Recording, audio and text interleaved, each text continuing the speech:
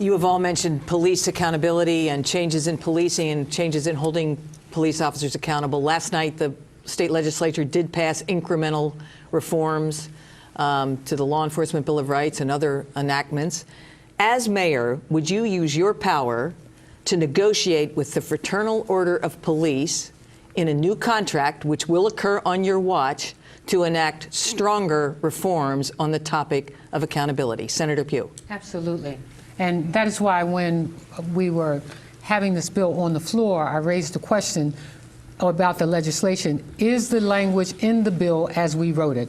And that language already said, give us 2 members of the trial board who were voting members. So as you well know, we now have the power, because we didn't get exactly what we wanted, to negotiate with the FOP as it relates to having members on the trial board who can actually vote. So I will use my powers as mayor to do those negotiations, because I've had the conversation not only with the police department, but with the FOP, because what I've said is that we must build trust in our communities among the police and the community. And in order to do that, you have to be more inclusive and you have to be more transparent. So I look forward to the opportunity to do those negotiations and to have those discussions with the FOP. I've had them already. I look forward to moving forward with my view on what we should have with this police department. Ms. Dixon, would you use your power as mayor to go to the FOP and say, I need to get more reforms out of this contract? Definitely correct. And in my public safety plan, it talks about bringing the FOP to the table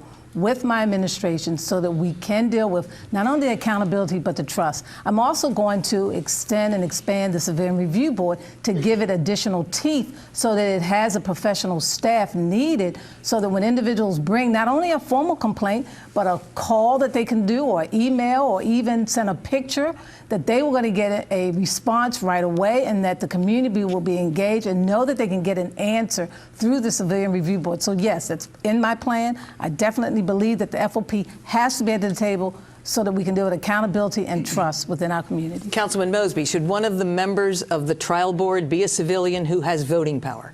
I think so. I think that in order for us to continue to grow transparency in our community, in order for us to grow that trust, that it's important for us to provide real access to community members.